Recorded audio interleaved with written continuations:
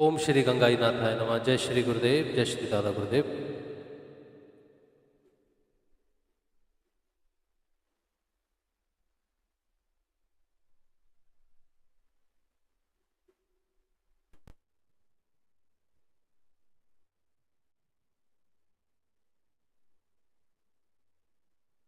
आप सबका बहुत बहुत स्वागत है आज के सत्संग में। मेरा नाम राज शिव है और एक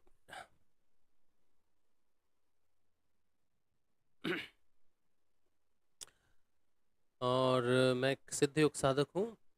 सिद्ध योग की साधना में जो भी परिवर्तन आते हैं या जो भी व्यक्ति साधना करता है और साधन पथ पर चलता है, नाम जपता है, ध्यान करता है, उसमें जो भी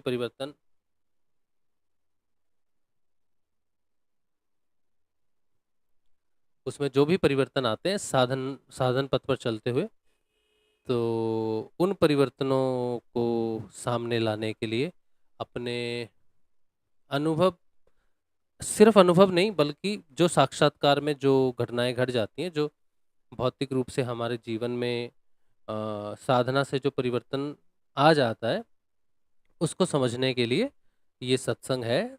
और ऐसा नहीं है कि मैं जो सत्संग में बोल रहा हूँ ये मेरा पॉइंट ऑफ व्यू है या मैं अपना अपना व्यक्तित्व जो है वो सामने रखना चाहता हूँ एज ए साधक। ऐसा नहीं है। मैं भी आपकी तरह ही बैठा हूँ सत्संग में।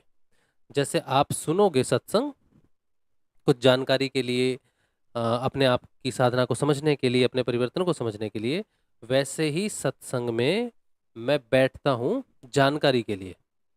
मुझे पहले से कोई जानकारी है और मैं वो जानकारी आपको दे रहा हूँ सत्संग के माध्यम से, ऐसा नहीं है। हमको कोई जानकारी नहीं है। ये सत्संग एक तरह से मेरे लिए स्वाध्याय का मंच है।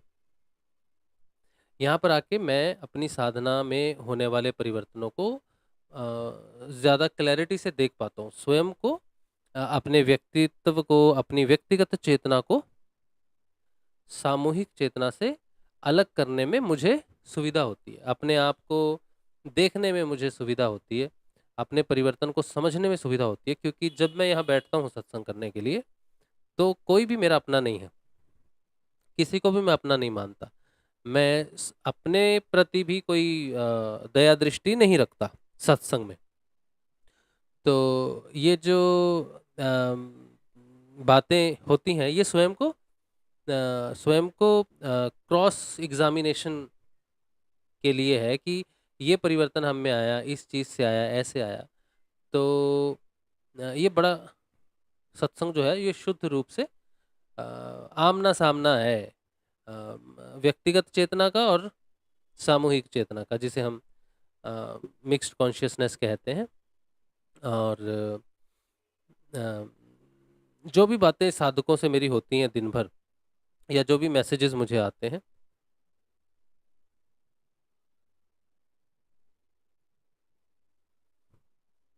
उनके आधार पर भी थोड़ा मैं स्वाध्याय करता हूँ। और हम्म, उस हिसाब से हमें अपना भी स्वाध्याय करने का मौका मिलता है कि लोगों के प्रश्न हैं, किस चेतना से वो प्रश्न हैं, और साधना को कैसे देखते हैं, हम कैसे देखते हैं साधना को। तो मिला जुला के ये जो सत्संग है, अ, अ, ये एवेल्युएशन है हमारा कि हम जिस पथ पर चल रहे हैं सही चल रहे हैं कि नहीं, ताकि हम धोखा ना खाएं। क्योंकि साधन पथ पर चलते हुए ज़्यादातर हम लोग खुद से धोखा खाते हैं। साधक को कोई दूसरा व्यक्ति धोखा नहीं देता है। एक व्यक्ति, हमारा जो पूरा सिद्धयोग का परिवार है ना, सिद्धयोग के परिवार में बहुत सारे साधक हैं, बहुत सारे पुराने, बहुत सारे नए, बहुत सारे नए आएंगे। और जब भी कोई साधक साधन पथ पर चलता है, तो उसके लिए बाकी जितने भी साधक हैं, चाहे वो नए हों, चाहे पुराने हों, चाहे आने वाले हों, कोई भी साधक इस संसार में कुछ भी हो, अगर एक व्यक्ति साधन पथ पर आया, जैसे मैं आया, आप आए, कोई दूसरा आएगा, उसके लिए संसार में एक गुरु को छोड़कर कोई भी किसी का भी पॉइंट ऑफ व्यू वो कैसे साधना को समझता है उसके लिए गौण है, उसके लिए कोई मतलब नहीं होता। लेकिन जब तक साधक साधक रहता है, जब तक वो चेतन नहीं होता है, तब तक वो एक भेड़ की तरह होता है। ये सुनने में बहुत बुरा लगता है, आपको हो सकता है बुरा लगे, लेकिन जब तक साधक चेतन नहीं होता है वो भेड़ ही होता है। क्योंकि क्योंकि जो हमारी जो व्यक्तिगत चेतना है वो भेड़ है, आप भेड़ नहीं हो। आप ये मत सोचना कि हम तो अभी साधक हैं या हमारा अभी ध्यान नहीं लगा या हम चेतन नहीं हुए तो हमें भेड़ कहा जा रहा है। ये यही बात है कि भेड़ आपको नहीं कहा जा रहा है, क्योंकि एक दिन आप जब चेतन हो जाओगे तो आपको शेर कहा जाएगा। तब आप ये मत समझ लेना कि मुझे शेर कहा जा रहा है। ना तो आज आपको भेड़ कहा जा रहा है, ना ही चेतन होने के बाद आपको शेर कहा जाएगा। ये जो भेड़ और शेर का जो अंतर है, ये चेतना का अंतर है। व्यक्तिगत चेतना सदैव के लिए भेड़ ही रहेगी, हमेशा के लिए भेड़ रहेगी, क्योंकि भेड़ अपना निर्णय नहीं लेती है, भेड़ सिर्फ फॉलो करती है। एक बार मैंने ये बात कही थी, तो किसी ने मुझे कहा कि जीसस ने भी कहा था ना, मेरी शीप्स हो आप सब, है ना। तो वहाँ शीप्स का मतलब क्या है? वहाँ शीप्स का मतलब है कि जीसस आत्म रूप में सभी व्यक्तिगत चेतनाओं को लीड कर रहे हैं, नेतृत्व कर रहे हैं। गुरु हमेशा शेर है और उसके सारे शिष्य गुरु के सामने भेड़ ही हैं। लेकिन मैं उस तरह गुरु के सामने की बात नहीं कर रहा हूं, मैं बात कर रहा हूं व्यक्तिगत चेतना की। व्यक्तिगत चेतना भेड़ है। तो जब आप व्यक्तिगत चेतना से अपनी आत्म चेतना की तरफ बढ़ोगे, तब आप सिंह हो जाओगे, मतलब आपकी चेतना सिंह हो जाएगी। ये जो रूपांतरण है, अब ये जो साधकों का जो ग्रुप है ना, ये बहुत लंबा चौड़ा होता है, इसमें संख्या बहुत ज्यादा होती है। 99% या 99.9% जो है, ये ज्यादा संख्या साधकों की होती है एक समय में। और कुछ लोग 1% भी हो सकते हैं, 2% भी हो सकते हैं, डिपेंड करता है कि साधना में उस का कितना प्रोग्रेस हो चुका है। आज गुरुदेव श्री रामलाल जी स्याग के परिवार को 1990 से शुरू हुआ ना, गुरुदेव का ये परिवार, जिसे हम सिद्ध योग परिवार बोलते हैं ना, गुरु स्याग सिद्ध योग परिवार बोलते हैं, इसकी शुरुआत 1990 से हुई। तो 1990 से आज 2024 में 34 साल हो गए। 34 साल बहुत बड़ी बड़ी कोई बात ही नहीं है, तो शुरू है। आज से सोचो 100 साल निकल जाते हैं। 100 साल बाद गुरुदेव के जितने भी शिष्य होंगे, उनमें से कितने परसेंट सिर्फ साधक हैं और कितने परसेंट जो हैं वो योगी हो गए हैं। योगी का मतलब है जिन्होंने योग में प्रवेश कर लिया, जिनका ध्यान एक बार लग चुका है, जिनकी आत्मा जागृत हो चुकी है, वो योगी है। तो वो पता चलेगा आज से लगभग 100 वर्षों बाद, 2090 में पता चलेगा कि ये जो समाज है, इसमें जो परिवर्तन आ रहा है वो किस तरह से आया है। गुरु की क्षमता, गुरु की प्रामाणिकता, जो उधर विदेश है ना, वेस्ट वेस्ट, तो वेस्ट में हम कितना भी प्रयास करें, हम कितना कुछ भी कर लें, कितना भी प्रचार कर लें, कितना कुछ भी कर लें, उनको इससे कोई फर्क नहीं पड़ता है।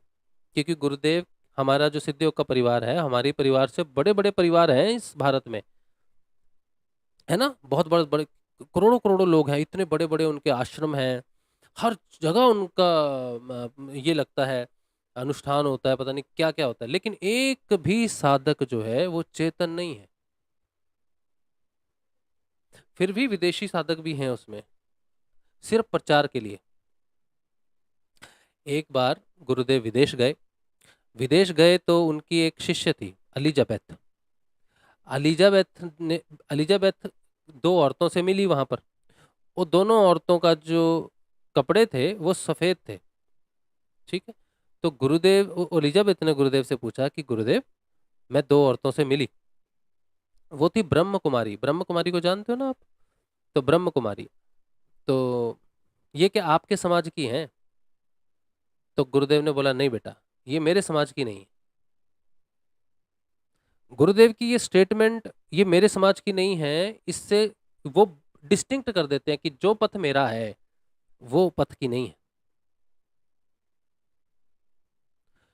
तो आज से सोचो 100 साल बाद 2090, 2080, 2060 में जब कोई बाहर जाएगा, जब कोई साधक बाहर जाएगा, कोई चेतन साधक बाहर जाएगा, तो उसकी जो चेतना होगी ना, वो वो डिफाइन करेगी हमें, वो डिफाइन करेगी हमारे गुरुदेव को, हमारे परिवार को डिफाइन करेगी। लेकिन उसके लिए आपको चेतन होना पड़ेगा। आप करोड़ों रुपए खर्चा कर दो प्रचार में, लोग भी आ जाएंगे, लेकिन क्या वो प्रचार सही प्रचार है? क्या भेड़ों को आगे करने से समाज का प्रचार हो सकता है? आपका अगर गुरु सिंह है, तो क्या सिंह का प्रचार जो है वो भेड़ें करती हैं? नहीं करती हैं।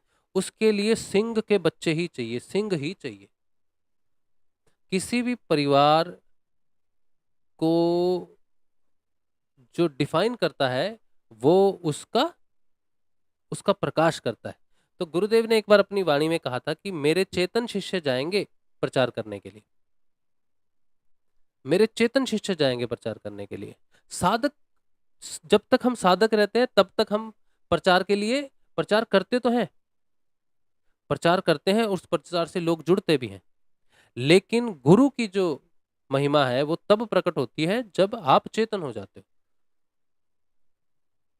गुरुदेव के मिशन में जो लक्ष्य है वो चेतनता है। साधना तो हम कर रहे हैं, साधना तो एक पथ है, लेकिन चेतना बहुत महत्वपूर्ण चीज है। तो मैं जो कह रहा हूं कि जब तक हम साधक रहते हैं तब तक हमारे जो विचार व्यक्तिगत चेतना से जो हम सोचते हैं, और व्यक्तिगत चेतना को जब हम किसी दूसरे साधक पर लादने की कोशिश करते हैं तो अनिष्ट ही होता है। तो व्यक्तिगत चेतना को कभी भी आपको फॉलो नहीं करना चाहिए या उसको सुनना नहीं चाहिए। जो अपनी बुद्धि से बात करे, सही और गलत के आधार पर बात करे, वो साधक का अनुसरणीय मार्ग नहीं है। सही और गलत साधक का अनुसरणीय मार्ग नहीं है। साधक का अनुसरणीय मार्ग है सत्य, क्योंकि वो अभी स्वयं के सत्य को उसने अभी जाना नहीं है। तो इसीलिए जब जब तक वो स्वयं के सत्य को नहीं जानता, स्वयं के अंदर जब तक वो सत्य प्रकट नहीं होता, तब तक उसके लिए सत्य है उसके गुरु की वाणी। गुरु की वाणी से कोई व्यक्ति, कोई साधक भिन्न बात करता है तो आपको उधर नहीं जाना चाहिए। लेकिन आपको पता कैसे चलेगा कि ये वाणी गुरु की वाणी से अलग वाणी है? इसके लिए जितने भी साधक हैं, उन साधकों को, उन साधकों का उनकी ये ड्यूटी है,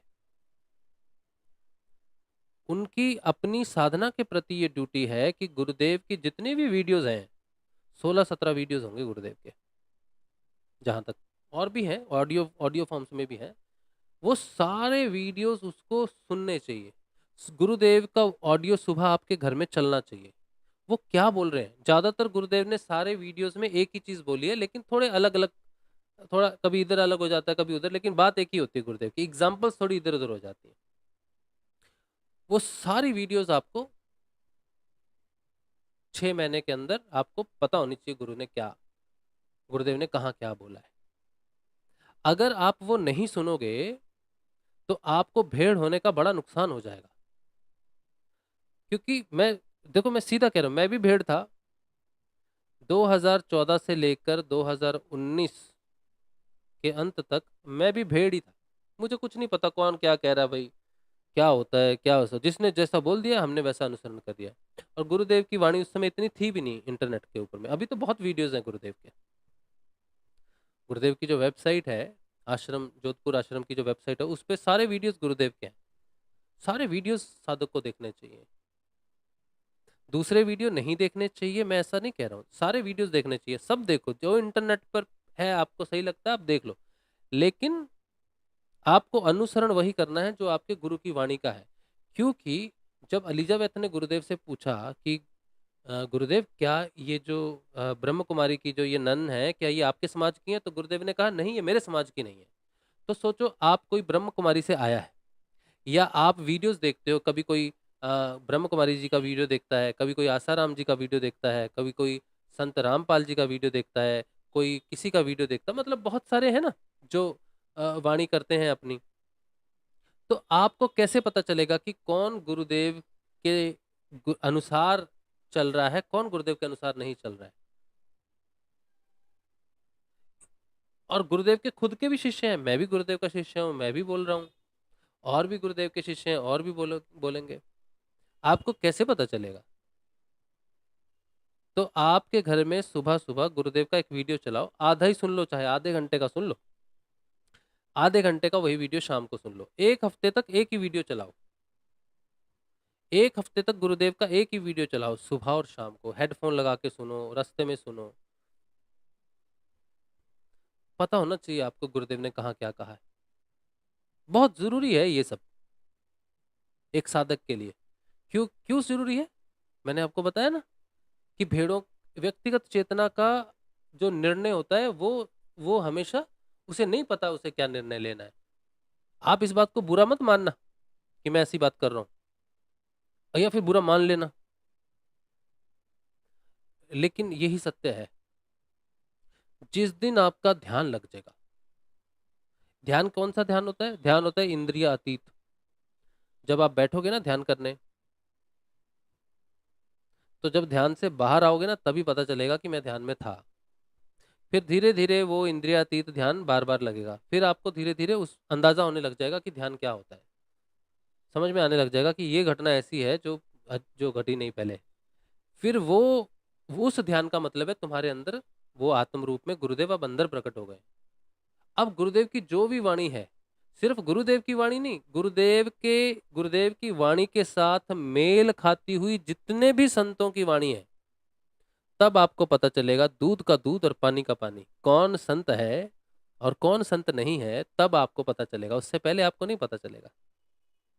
व्यक्तिगत रूप से हम किसी को कह देते हैं। अभी रिसेंटली एक वीडियो मेरे पास आया, उसमें एक संत जो है, नाम नहीं बताऊंगा, बोल रहे, संत तो नहीं है वो, मतलब गुरु की उपाधि उनको प्राप्त है, एक नहीं कई वीडियो गुरु की उपाधि प्राप्त है, तो वो कुछ बोल रहे हैं,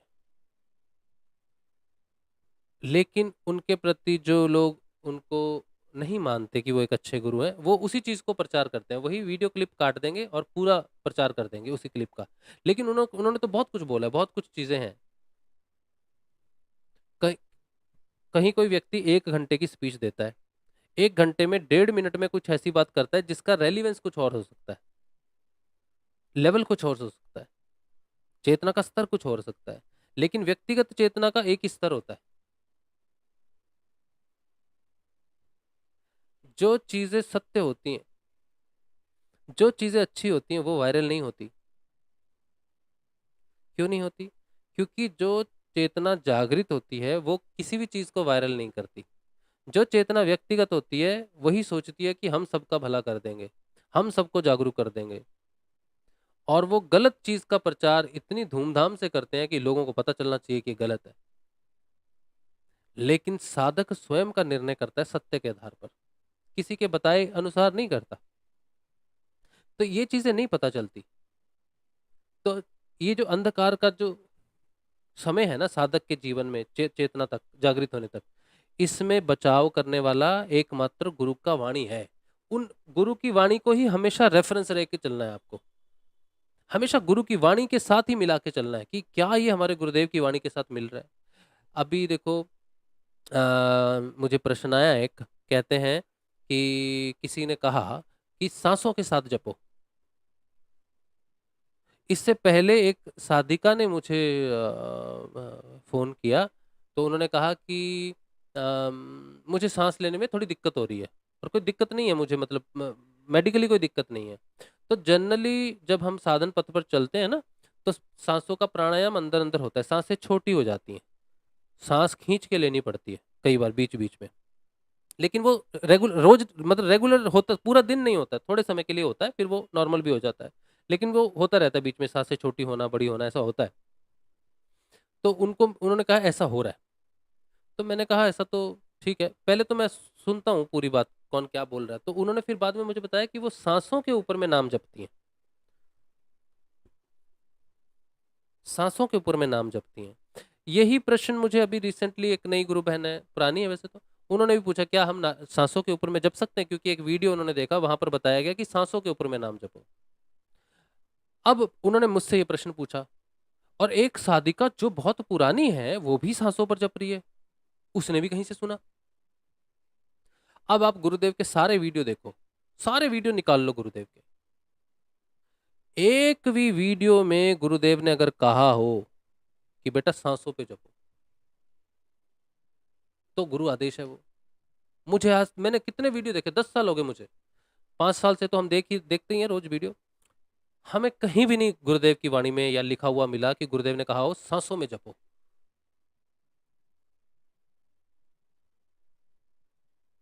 तो ये क्या है, यहां पर चेतना क्या साबित हुई है? दो तरह की गलतियां हैं, एक तो गुरुदेव की वाणी को नहीं सुनते, दूसरा अलग अलग संतों को सुनते हैं।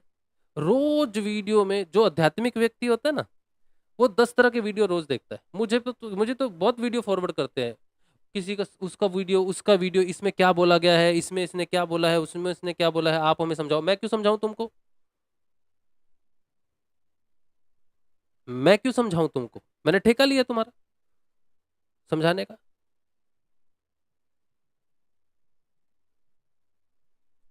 गुरु की वाणी क्यों नहीं सुनते, गुरु की वाणी से क्यों नहीं समझते?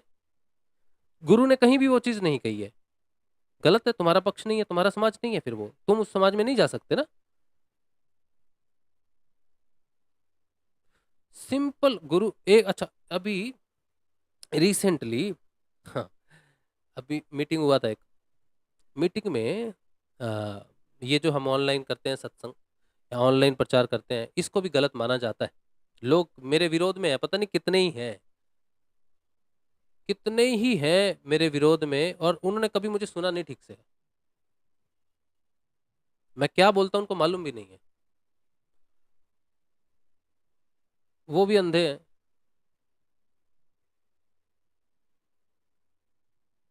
मैं सिर्फ अपनी चेतना का प्रचार करता हूँ। मेरे YouTube चैनल पर मेरी चेतना का प्रचार है, और मेरी जो चेतना में जो बदलाव आ रहा है वो किस कारण आ रहा है, गुरुदेव के सिद्ध योग के कारण आ रहा है। गुरुदेव बैकड्रॉप में है, मेरी चेतना के पीछे जो बदलाव कर रहा है मेरा, वो गुरुदेव पीछे, लेकिन जो सामने जो मैं बात करता हूँ वो मेरी खुद की बात है, मेरे परिवर्तन की बात है।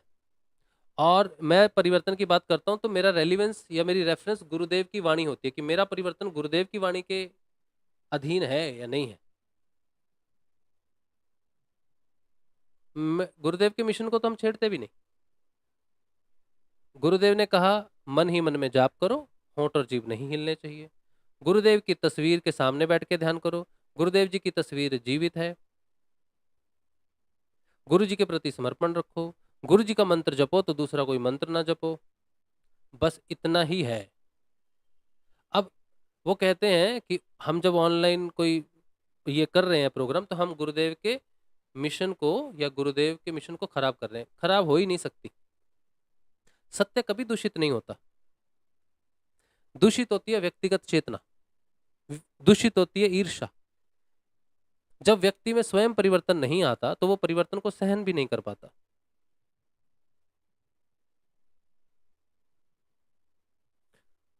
गुरुदेव के बहुत लोग बोलते हैं कि कोई क्या प्रचार कर रहा है, कोई क्या प्रचार कर रहा है। हम भी जब शुरुआत में थे, हम भी ऐसे ही सोचते थे कि वो गलत बोल रहा है, वो ऐसा बोल रहा है, वैसा बोल रहा है। लेकिन धीरे धीरे धीरे हमको समझ में आ गई कि गुरुदेव कोई एक्शन नहीं लेते।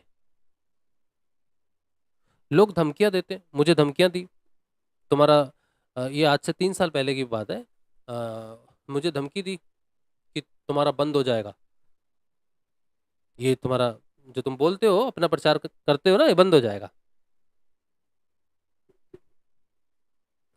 नहीं होता ऐसे, गुरुदेव नहीं सोचते जैसे हम सोचते हैं, वैसे गुरुदेव नहीं सोचते। हर साधक को पूर्ण स्वतंत्रता है कि वो अपने परिवर्तन का प्रचार करे। वो सही कर रहा है, गलत कर रहा है, इससे दूसरे व्यक्ति का लेना देना नहीं। गुरुदेव का मिशन कभी खराब नहीं हो सकता। उस व्यक्तिगत चेतना से जब वो प्रचार प्रसार करता है तो उसका स्वयं का स्वाध्याय है, उसकी स्वयं की यात्रा है। आप सूर्य की तरफ जो मर्जी फेंको उसको कोई प्रभाव नहीं पड़ता। हर व्यक्ति, हर साधक को ये अधिकार है कि वो अपने अनुसार जो उसमें परिवर्तन आया वो करे। लेकिन एक बार ये एक ट्रेंड चला था ट्विटर पर। ट्विटर पर एक बार ट्रेंड चला था कि अभी भी चलता होगा, मैंने भी इसमें भाग लिया था। तो वो एक हैशटैग लेते हैं और सारे लोग गुरुदेव का जो प्रचार प्रसार, जो गुरुदेव की वाणी है वो सब लोग करते हैं। तो मैंने उसमें 2 या 3 बार भाग लिया। 2 और 3 बार जब मैंने उसमें भाग लिया तो मैंने किसी को भी कॉपी नहीं किया। मैंने किसी भी साधक का कोई भी अनुभव अपने ट्विटर पर कभी शेयर नहीं किया।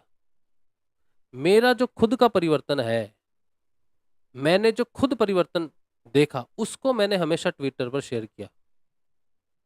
लेकिन जब 2 और 3 या 4 बार जब ये ट्विटर वाले होने लग गए, सेम चीजें रिपीट होने लगी, हर साधक एक ही चीज कर रहा है, एक ही चीज कर रहा है, तो मुझे ये भेड़ चाल लगी।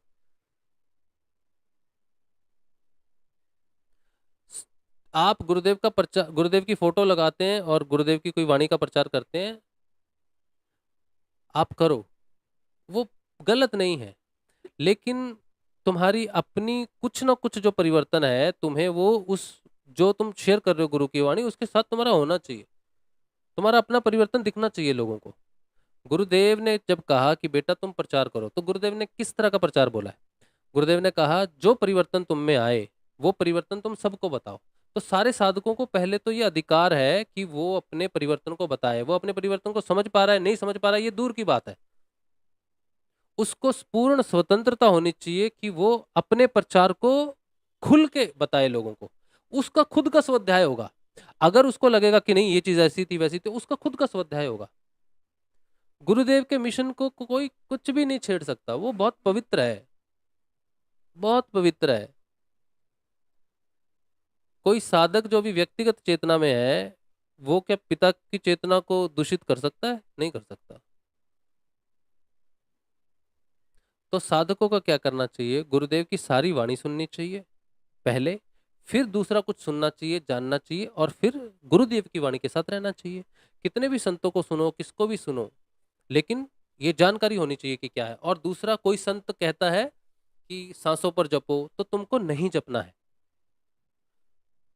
कोई संत कहे, अभी बहुत सारी पुस्तकें हैं उसमें लिखा रहेगा हृदय पर ध्यान करो, तुमको नहीं करना है हृदय पर ध्यान। तुम्हारा ध्यान सिर्फ गुरुदेव के चेहरे पर है। कोई कहता है गुरुदेव के चरणों का ध्यान करो, गुरुदेव ने किस वीडियो में बोला है कि गुरुदेव के चरणों का ध्यान करना है? तो आपको गुरुदेव की रेफरेंस और गुरुदेव की वीडियोस बहुत जरूरी है। और इस क्यों जरूरी है? क्योंकि आप भेड़ हो, और ये बात आपको माननी पड़ेगी। अगर आप धोखा नहीं खाना चाहते तो अभी आप सिंह नहीं हुए। सिंह होता है सिंह का बच्चा, गुरुदेव सिंह है और तुम अभी साधक हो। जिस दिन वो सिंह तुम्हारे हृदय में जन्म लेगा, उस दिन तुम हो जाओगे सिंह के बच्चे, उस दिन तुम सिंह हो जाओगे। जीसस ने कहा ना कि मैं पुत्र हूं, कहा था ना, लेकिन किसका पुत्र बोल रहा है वो बोल रहा है मैं ईश्वर का पुत्र हूं। तो उसको ईश्वर ही माना गया ना, साधक नहीं था वो चेतन आत्मा था, सत्य की आत्मा था। इसी तरह से इस आध्यात्मिक जगत में जिसकी वैल्यू है वो है चेतना की, जागृति की। संसार में बदलाव लाता है चेतन साधक, वो होता है क्रांतिकारी। अध्यात्म में भी क्रांति की जाती है, लेकिन क्रांति कोई साधक नहीं लाता, क्रांति लाता है चेतन साधक। और चेतन साधक तूफान, आंधी और अग्नि का स्वरूप है। उसका विरोध सभी सुषुप्त चेतनाएं करती हैं, चाहे वो उसके अपने परिवार की ही क्यों ना हो, लेकिन उसे रोका नहीं जा सकता। विवेकानंद जी के बारे में जब आप पढ़ोगे ना विवेकानंद को, तब आपको पता चलेगा कि विवेकानंद जी का जो विरोध था वो पूरे भारत में कितना जबरदस्त था। गुरुदेव की वाणी में भी ये बात आती है कि जब तक विवेकानंद जी जीवित रहे उनको मंदिरों में प्रवेश नहीं दिया गया। विवेकानंद जी जब विदेश जाते थे ना, तो वहां जो विदेशी साधक होते थे उनको ओम की दीक्षा देते थे। जैसे गीता में लिखा ना, भगवान ने ओम को जपो। तो ओम जो है ना बहुत हायर लेवल पे है। आप जो मंत्र जप रहे हो ना, आप जब हायर लेवल पे पहुंचोगे ना, तो ओम आपके अंदर से ही प्रस्फुटित होगा, आपके अंदर से ओम निकलेगा। तो बहुत हायर लेवल पे है। तो जो भारत का जो पंडित समाज था, उन्होंने विवेकानंद जी को चिट्ठी लिखी और धमकाया। बोले कि तुम जो नीच कर्म कर रहे हो, जो तुम अधर्म कर रहे हो जाकर, इसके लिए तुम्हें शर्म आनी चाहिए। तुम विदेश में जो लोग मांस खाते हैं, जिनका मांस के बिना जिनका भोजन नहीं उठता, ऐसे दुराचारियों को तुम ओम की दीक्षा दे रहे हो, तुम उन्हें ओम दे रहे हो। तो विवेकानंद जी ने उसका रिप्लाई लिखा कि तुम्हारा जो धर्म है ना वो रसोई है, तुम्हारा उधर ही तुम्हारा धर्म है। मतलब तुम पेट सोच रहे हो ना, कि जो पेट के लिए जो कर रहा है वही धर्म है, क्योंकि खाना पीना तो पेट के लिए है ना। तो तुम्हारा धर्म तुम्हारे उदर से जुड़ा हुआ है, तुम्हारा धर्म तुम्हारे भोजन से जुड़ा हुआ है। और अगर ईश्वर मांस के टुकड़े के लिए अपनी कृपा को रोक लेता है, तो मुझे ऐसे ईश्वर की बिल्कुल भी जरूरत नहीं है, मुझे ये ईश्वर नहीं चाहिए। और बड़ा जबरदस्त शब्द भी उपयोग किया था ईश्वर के साथ उन्होंने, मुझे अभी याद नहीं है वो एग्जैक्टली। तो यहाँ पर मैं क्या कहना चाह रहा हूँ कि विवेकानंद यहाँ पर क्या साबित, पंडित समाज ब्राह्मणों का समाज है, बड़ा वो उनकी बड़ी प्रतिष्ठा है। लेकिन विवेकानंद जी के साथ उनका कितना किस लेवल पे तर्क हो रहा है। और विवेकानंद जी क्या है, और विवेकानंद जी ने ये बात लिखी, कहते हैं जब आपका विरोध बहुत बढ़ जाता है, जब आपका विरोध बहुत बढ़ जाता है, तो आपका जो आगे बढ़ने का जो प्रवाह है ना, वो धीरे धीरे जब जमा होता रहता है तो उसकी शक्ति भी बढ़ जाती है। और वो पूरा विरोध को एक साथ, जब किसी नाली में कोई कचरा अटक जाता है तो उसके पीछे जो प्रेशर पड़ता है पानी का, तो वो एक साथ जब उसे हटाता है तो पूरा हट जाता है। तो ये बातें विवेकानंद जी ने अगर लिखी, अगर विवेकानंद जी को भी क्रांतिकारी माना जाता है अध्यात्म, तो इसका मतलब है कि उन्होंने क्रांति की है। उन्होंने विदेश में जाके जो झंडा लहराया, हालांकि उन्होंने योग की बात नहीं की, उन्होंने उन्होंने उन्होंने भाईचारे की बात की। वो किस तरह से बदलाव आता है, योग की बात नहीं की। योग की बात की जाके योगानंद जी ने, विवेकानंद जी ने योग की बात नहीं की। लेकिन उन्होंने हमारे धर्म को, मतलब कि हम सनातन धर्म जो है, वो हमारा भारत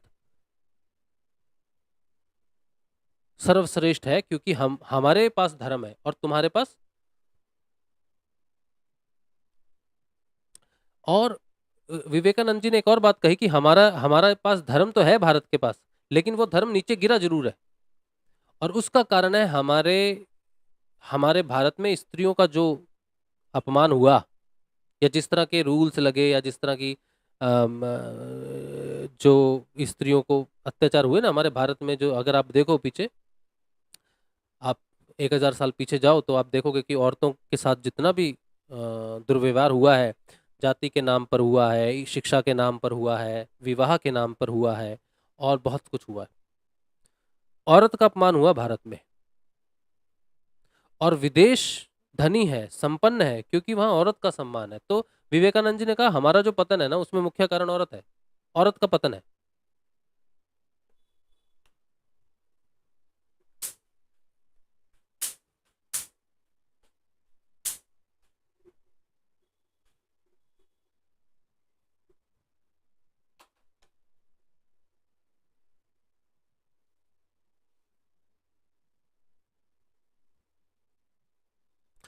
तो आज का जो मुख्य सत्संग, आज का जो मेरा बात है करने का, वो ये है कि बहुत सारे जो लोग जो नए जुड़े हैं ना साधक, वो ज़्यादातर या तो मेरा वीडियो देख रहे हैं, या फिर वो वृंदावन से वो जो हमारे प्रेमानंद जी हैं उनका देखते हैं, कोई जग्गी वासुदेव जी का देखता है, कोई किसी का देखता है, आप सबके देख सकते हो।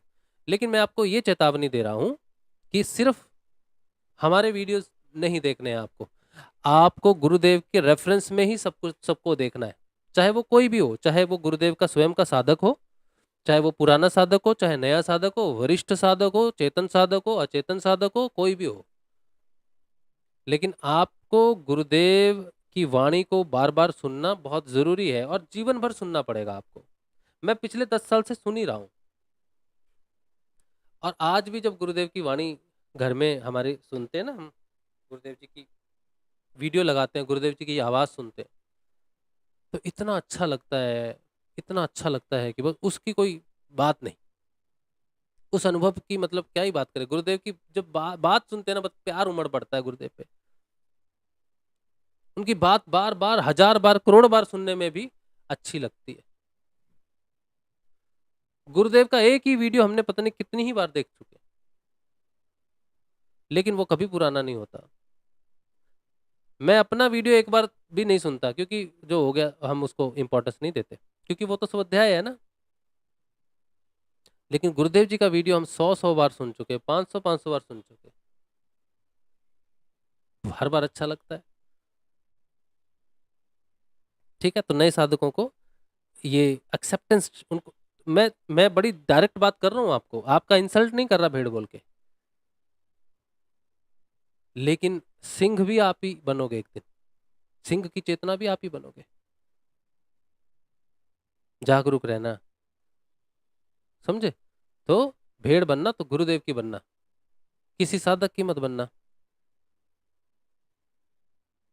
किसी का फॉलोअर नहीं बनना। तो अभी ऐसा ऐसा चल रहा है, बहुत लोग बोलते हैं कि ये बंद हो जाना चाहिए यूट्यूब पे, ये प्रचार। कोई भी कितनी भी कोशिश कर ले, कोई कितना भी अनिष्ट कर ले, कोई कितना भी निकृष्ट बुद्धि का क्यों ना हो, गुरुदेव के मिशन को आंच भी नहीं आ सकती। कुछ नहीं होगा गुरुदेव के मिशन को। बहुत सारे साधक आएंगे, कुछ मिट जाएंगे, कुछ जागृत हो जाएंगे, लेकिन गुरुदेव का मिशन हमेशा रहेगा। एक बार गुरुदेव जी अपने एक शिष्य के साथ टहल रहे थे, जोधपुर आश्रम की बात है शायद, और उनका नाम था तगा। तो गुरुदेव जी ने कहा, तगा, हम और तुम एक दिन नहीं रहेंगे, रहे ना रहे, लेकिन ये मिशन रहेगा हमेशा। देखो, अभी मैंने ये पूरा सत्संग किया है ना, पूरी बात बोली ना, और उस सारी बातों के पीछे में अभी गुरुदेव जी की वाणी लास्ट में निकली।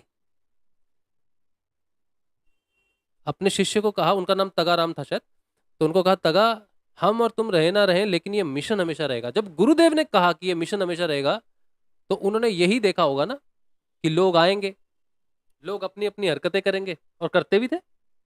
कोई गुरुदेव के मंत्र के साथ ओम लगाता है, कोई नमा लगाता है। गुरुदेव ने कितनी बार कहा, ये मत करो, ऐसा मत करो, ऐसा मत करो। तो क्या गुरुदेव का मिशन, मेरे तक क्या मिशन नहीं पहुंचा गुरुदेव का कि गुरुदेव का मंत्र जपना है मुझे? क्या आप तक ये वाणी नहीं पहुंची गुरुदेव की, गुरुदेव का ध्यान, गुरुदेव जी का मंत्र? बीच में लोग भटकते हैं, कोई सांसों पे जप कर रहा है, ये कर रहा है, लेकिन वापिस तो आ ही जाएगा ना जब उल्टा काम होने लग जाएगा। गुरुदेव की आज्ञा के बिना आप जाप करोगे ना कुछ भी, तो आपको पता चल जाएगा कि यार ये नहीं है। सब कुछ गुरुदेव जी ने अपनी वाणी में बता के रखा हुआ है। तो यही बात है, हम जैसे साधक, चाहे चेतन चाहे अचेतन कोई भी है, हम रहेंगे नहीं रहेंगे इससे कोई फर्क नहीं पड़ता, गुरुदेव का मिशन बना रहेगा। तो जो डर रहे हैं कि यूट्यूब पे प्रचार करने से गुरुदेव का मिशन खराब हो जाएगा, कुछ नहीं हो सकता, कुछ भी नहीं हो सकता। वो स्वर्ण है, अग्नि हम जैसों को जलाकर खाक कर देगी, हमारी शुद्धियों को खाक कर देगी। अगर हम में स्वर्ण है तो हम गुरुदेव में लय हो जाएंगे, हम में जो भी अशुद्धियां हैं वो गुरुदेव के योग से सब मिट जाएंगी, लेकिन गुरुदेव के मिशन को आंच नहीं आ सकती। इसीलिए सब साधक, सारे साधकों को प्रचार करना चाहिए अपने परिवर्तन का।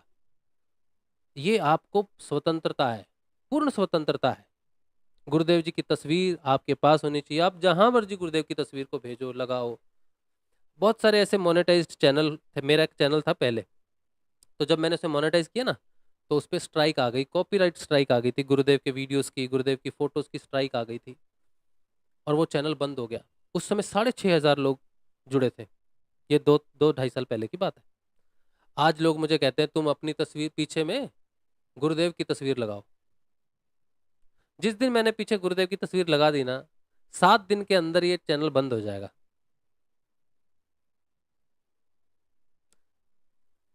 7 दिन के अंदर ये चैनल बंद हो जाएगा। फिर नया चैनल बनाएंगे, फिर उसको फिर से लोगों तक पहुंचने के लिए, क्योंकि नए चैनल तो 2-2 साल उठते भी नहीं है। एक चैनल को बिल्डअप होने में 3 साल लग जाते हैं, क्योंकि हमारा कंटेंट किसी को हंसाने का नहीं है, हमारा कंटेंट किसी के एंटरटेनमेंट का नहीं है। हमारा कंटेंट क्या है? साधना का है, सीरियस विषय है। लोग यहाँ नहीं आते, लोग वही आता है जिसको जरूरत है। आप अपने मोबाइल पे देखते हो ना, स्वाइप करते हो सारा दिन, हा हा हा हा, ही मैं भी करता हूँ। मैं भी देखता हूँ शॉर्ट्स, तो मैं देखता हूँ, तो वो मनोरंजन करते रहते हैं, कुछ ना कुछ करते रहते हैं लोग। वो बहुत जल्दी लोगों तक पहुंच जाता है, क्योंकि वो मनोरंजन है। लोगों को स्ट्रेस से रिलीफ मिलता है, थोड़ा सा हंसी मजाक टाइम पास हो जाता है। लेकिन हम टाइम पास नहीं कर रहे हैं यहाँ पर।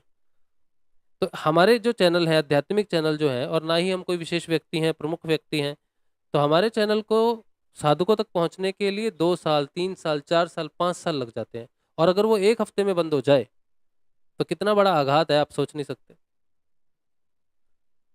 तो इसीलिए पीछे गुरुदेव की फोटो नहीं लगाते, हम अपना ही लगा लेते हैं। मजबूरी। ठीक है, तो ये बात है। चलो, तो आपको गुरुदेव की वीडियोस सबको सुननी है, ताकि आपको कोई भी भ्रमित ना कर पाए, ना मैं भ्रमित कर पाऊं, ना मेरे जैसा कोई दूसरा व्यक्ति कर पाए। ठीक है। जब आप चेतन हो जाओगे फिर आपको समझ में आने लग जाएगी। जब तक चेतन नहीं होते तब तक संभल के चलो, और अपने आप को मान के चलो कि तुम भेड़ हो, अभी अभी शेर नहीं हुए हो। समझे? मैं आपको एक अपने घर की बात बताता हूँ। मुझे मेरी पत्नी फॉलो नहीं करती।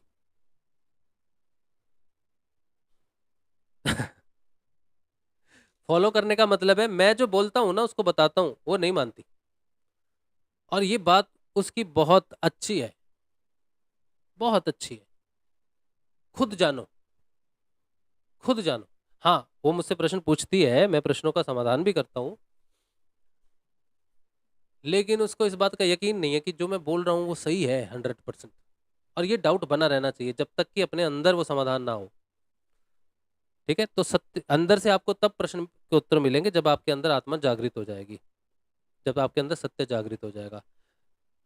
और तब तक क्या होगा? कोई ना कोई उपनिषद, पातंजलि, कोई पुस्तक, कोई ऐसा सत्संग जो सत्य के आधार पर हो, वो आपका मार्गदर्शन करेगा आपके प्रश्नों को लेकर। जब तक आप चेतन नहीं होते, अंदर की आवाज मन की है, माया की है। समझे? अंदर से कोई आवाज कभी भी नहीं आती, क्योंकि अंदर शब्द है ही नहीं। शब्द तो बाहर है। अंदर जो भी उत्तर मिलते हैं वो ज्ञान के माध्यम से मिलते हैं, उनमें कोई शब्द नहीं है, कोई लैंग्वेज नहीं है, कोई अर्थ भी नहीं है। आपको वो प्रकाश मिलेगा, उसमें अर्थ प्रकट होगा, अर्थ से शब्द प्रकट होगा। समझ? चलिए प्रश्न उत्तर लेते हैं।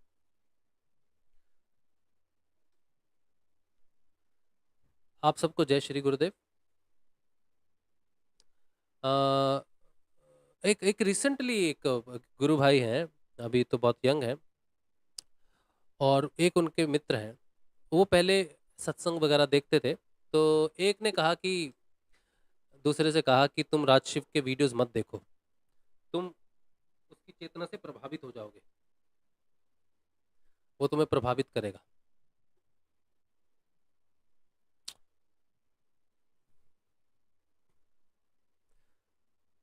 तो इसमें दो बातें हैं। पहली ये कि जो दोस्त मुझे सुन रहा है, वो मुझे सुन रहा है ना, तो मैं उसको जो बता रहा हूँ मेरी बातों से प्रभावित हो रहा है, तो जो मैं कह रहा हूँ वो कर रहा है, ऐसा वो मानता है जिसने कहा कि तुम उसको मत सुनो, क्योंकि वो जो कहेगा तुम वही करोगे। अब ये जो कह रहा है कि तुम राजशिव को मत सुनो, इसके कहने का मतलब है कि उसको सुनो। वो जो कह रहा है कि तुम मत सुनो, तो अगर दोस्त उसकी बात मान ले कि हाँ तुम सही कह रहे हो, मुझे नहीं सुनना चाहिए, तो उसने उसमें अंतर क्या आया, अंतर क्या हुआ? वो पहले मुझे सुन रहा था, फिर उसने अपने दोस्त को सुना। पहले वो मेरी बात मान रहा था, फिर वो अपने दोस्त की बात मान रहा है। तो इन दोनों सिचुएशंस में मुझ में और उसके दोस्त में, दोनों में कोई अंतर नहीं हुआ।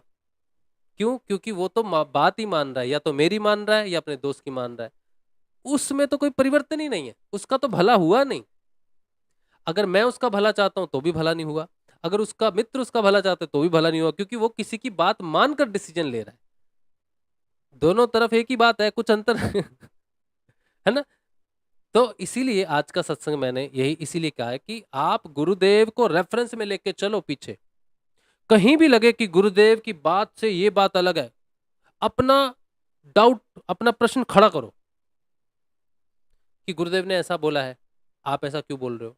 अगर वो कहे नहीं यही सही है, हमें पता है, हम पुराने हैं, हमसे बात हुई थी, तो फिर उसको छोड़ दो। क्योंकि जो कुछ भी है वो डॉक्यूमेंटेड है, गुरुदेव जी ने जो सबके लिए कहा है वही तुम्हारे लिए है। जो किसी ने, अगर गुरुदेव ने प्राइवेटली किसी को चिट्ठी लिखी तो वो उसी के लिए है। प्राइवेटली किसी को चिट्ठी लिखी ना, तो उसका नाम लिख के लिखी कि उसके लिए, वो तुम्हारे लिए नहीं है। किसी को पर्सनली बात करके कुछ कहा हो उसके बाद संपर्क में कि तुम ऐसा करो, तो उसके लिए, तुम्हारे लिए नहीं है। जो गुरुदेव जी की वाणी है, जो डॉक्यूमेंटेड है, जो लिखा हुआ है गुरुदेव ने, सबके लिए समान रूप से लिखा हुआ है, वही तुम्हारा सत्य है। वो सत्य जो गुरुदेव की वाणी में नहीं है, कोई शिष्य बताता है कि हमें पता है, हम गुरुदेव के साथ रहे हैं, तो वो तुम्हारा सत्य कभी भी नहीं हो सकता। ठीक है, तो गुरुदेव की वाणी जानोगे तो पता चलेगा किधर जाना है तुमको। समझे? बहुत जरूरी बात है लेकिन ये। अच्छा, रीना कह रही हैं, गुरु भाई आज सुबह और शाम को कोई भी क्रिया नहीं हुई, लगभग 20 दिनों से लगातार चल रही थी, इसका क्या मतलब है? कोई क्रिया जब तक हो रही है, जब तक उसका काम है वो होगी, और जब उसका काम हो जाएगा वो क्रिया बंद हो जाएगी। और कई बार ध्यान भी बैठ नहीं पाओगे 10 दिन, 10 दिन ध्यान ही नहीं होगा, कई बार मंत्र जपने का मन नहीं करेगा। तो ये बीच में ब्रेक भी आते हैं। ठीक है, हर रोज ना तो ध्यान में बैठा जाता है, लेकिन कुछ लोग बड़े स्ट्रिक्ट होते हैं, सुबह शाम रेगुलर ध्यान में बैठते हैं, लेकिन कई बार ध्यान में नहीं भी बैठा जाता, और कई बार नाम जपने की भी इच्छा नहीं होती है। तो नाम तो जपना ही चाहिए सबको, कुछ भी हो नाम जपना बहुत जरूरी है। और क्रिया रोज नहीं होती एक जैसी, वो बंद भी हो जाती है। किसी को 10 साल से एक ही क्रिया हो रही है, एक एक महिला है, उनको सर में खिंचाव महसूस होता है ऊपर, और कुछ बहुत सारे लोग हैं जिनको मूलाधार में कुछ फील होता रहता है। तो वो मुझसे बार बार पूछते हैं क्या है, क्या है? हमको नहीं मालूम क्या है, हम कैसे जानेंगे क्या है? वो आपकी क्रिया है। गुरुदेव ने इसके बारे में एक ही बात कही है कि जब तक उसका काम नहीं हो जाएगा वो क्रिया आपको होती रहेगी, बात खत्म हो गई। लेकिन वो क्यों हो रही है, क्या हो रही है, उसका सिस्टम हमको नहीं मालूम। आपके अंदर किस चीज का कार्य चल रहा है वो हमको नहीं मालूम, वो कुंडलिनी को मालूम है, वो गुरुदेव को मालूम है। और गुरुदेव ने कहा वो तब तक चलेगा जब तक काम नहीं होगा। तो इसमें घबराने की बात नहीं है, छोड़ दो, भूल जाओ, आगे बढ़ो। होती है तो 10 साल, 20 साल, 50 साल, जब तक होती है होने दो। गुरुदेव ने कहा तब तक होगी जब तक उसका काम है, बस बात खत्म होगी ना, आगे कुछ जानने की जरूरत ही नहीं है।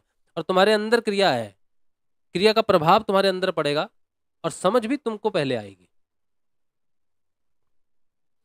ठीक है, तो कोई बात नहीं, रही ना, होता है, हाँ बहना, कभी क्रिया होती है, कभी नहीं भी होती, कभी ध्यान लगता, कभी नहीं भी लगता। नेलोफर प्रवीण कह रही हैं, सांसों की माला पर सिरी में पीका नाम, सांसों की माला पे सिमरन, सिमरन, सिमरू में प्रभु का नाम, ऐसा तो मैंने सुना है, पी का नाम। ये जो है ना नीलोफर प्रवीण मेरी बहन, ये जो बात है ना, ये अलग अलग साधनाएं जब गुरु जैसे बोलता है ना साधना करने के लिए, वैसे करनी चाहिए। गुरुदेव ने, आप सांसों का मतलब, जब आपको ए जपा जाप लगेगा ना, ए जपा जाप आप सांसों में जप लो। अच्छा ठीक है, जपो, कितनी देर जपोगे? जब तक जाग रहे हो तभी तक जपोगे ना, सोते हुए कैसे जपोगे सांसों पर पी का नाम? हम जिस साधना में है उस साधना की शुरुआत, आध्यात्मिक शुरुआत तब होती है जब एजपा जाप लगता है। गुरुदेव की वाणी में डॉक्यूमेंटेड है ये कि असली यात्रा तो एजपा जाप से शुरू होती है, ये गुरुदेव की आवाज में डॉक्यूमेंटेड है। और एजपा जाप 24/7 चलता है, जिंदगी भर चलता है। आपको कुंभक लगाए, आपको रेचक बताए, सांस लंबी है छोटी है, जप आपको उससे कोई फर्क नहीं पड़ता, वो उससे भी आगे है, वो आपके अंदर बैठ गया जपने के लिए, वो हो गया काम शुरू उसका। आपको जो गुरुदेव ने दिया है ना, वो आंतरिक है, सांसों वाला तो सिस्टम बाहर है, बहुत ही स्थूल है। इसीलिए ये गुरु की वाणी से आगे कुछ मत रखो। किसने कहा, मीरा ने कहा, कौन है, और भी बहुत सारे संत है, किसी ने कुछ भी कहा, हमको कुछ लेना देना नहीं उससे। हमको सिर्फ और सिर्फ गुरु की आज्ञा ही सर्वोपरि होनी चाहिए। जैसे गुरु ने बताया है वैसे ही जपना।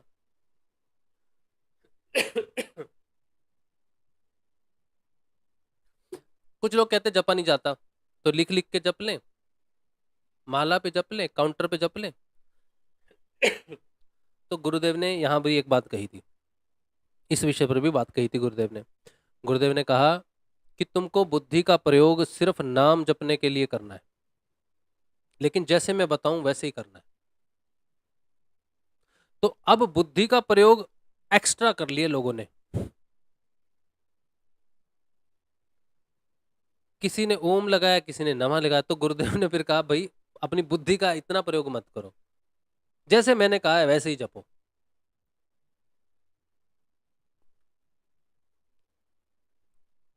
मन मन में जपो, मन मन में जपो। सांसें जो है ना वो स्थूल है, मन जो है वो सूक्ष्म है। ठीक है जी, इसीलिए प्लीज जरा ध्यान देके करना ये काम।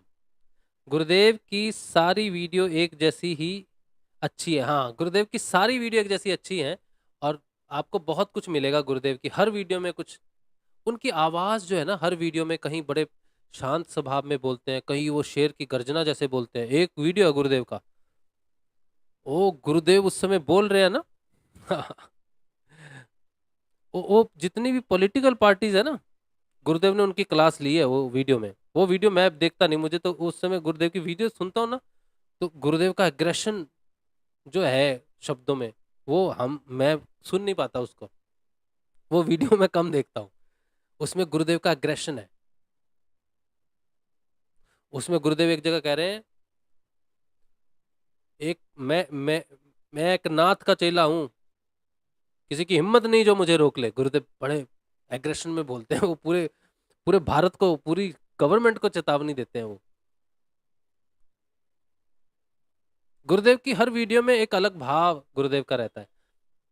कहीं गुरुदेव इतने मीठे प्यारे लगते हैं, कहीं गुरुदेव इतने जिज्ञासु लगते हैं। शुरू के वीडियोस है गुरुदेव के, वहां पर गुरुदेव के प्रश्न, जिज्ञासा, वो सब कुछ झलकती है। फिर गुरुदेव एक जगह पर देते हैं, वहां पर गुरुदेव बस जब बोल रहे हैं, बस उनको देख बोलते सुनो, और सुनते अच्छा लगता है। हर वीडियो में गुरुदेव का अलग भाव है, बहुत अच्छा लगता है। चलिए, आ, भाई ओशो रजनीश ने आत्मन परमात्मा के बारे में बहुत अच्छा बताता है, नाद के बारे में भी सही बताता है। ज्ञान आप कहीं से भी ले लो, ज्ञान आप कहीं से भी ले लो, पैसे देके भी ले लो, कोई दिक्कत नहीं है। गुरुदेव ने कहा आपका कोई प्रोफेशनल गुरु है ना, कोई दिक्कत नहीं है, वो ज्ञान देता है, ले लो कहीं से भी। हाँ उस, अब मैं भी तो अपने साक्षात्कार में ज्ञान की तो बात करता हूँ। मेरे अंदर जो हो रहा है ये एक तरह से ज्ञान ही तो है ना, इसी से ज्ञान से तो ज्ञान प्रकाश है, प्रकाश में साक्षात्कार होता है। तो आप बैठते हो ना, तो मैं गुरु थोड़ी हूँ। तो कहीं से भी ले सकते हो, ओशो को सुन सकते हो, कहीं से भी सुन सकते हो, लेकिन जब नाम जपो तो गुरुदेव का जपो, ध्यान करो तो गुरुदेव का करो। और बस अपना गुरुदेव का बताया रास्ता बदलना नहीं, छोड़ना नहीं, उसको जरा एडिट नहीं करना उस चीज को, बस इतना ही है। सबको सुन सकते, तब तो पता चलेगा कौन कैसा है अध्याय, आप स्वयं जानोगे क्या है। ठीक, तो सुन सकते हो, कोई दिक्कत, मुझे तो कोई दिक्कत नहीं लगती इसमें।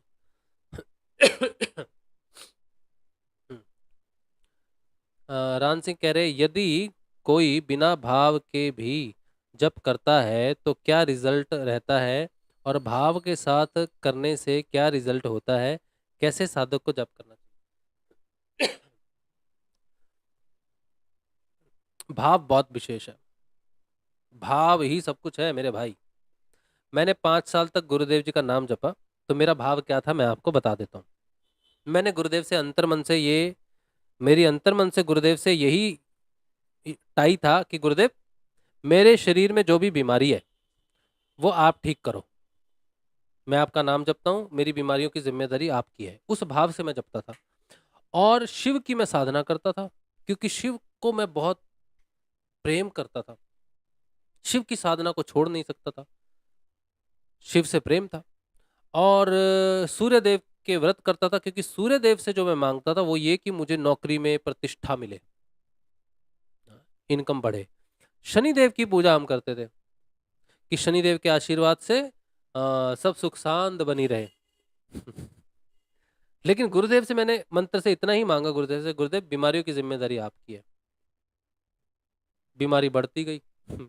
हम नाम जप कर रहे थे बीमारियों के लिए कि गुरुदेव बीमारी ठीक हो जाए, बीमारी ठीक हो जाए, लेकिन वो बढ़ती गई बीमारी। डॉक्टर ने कह दिया भाई अब तू मरा।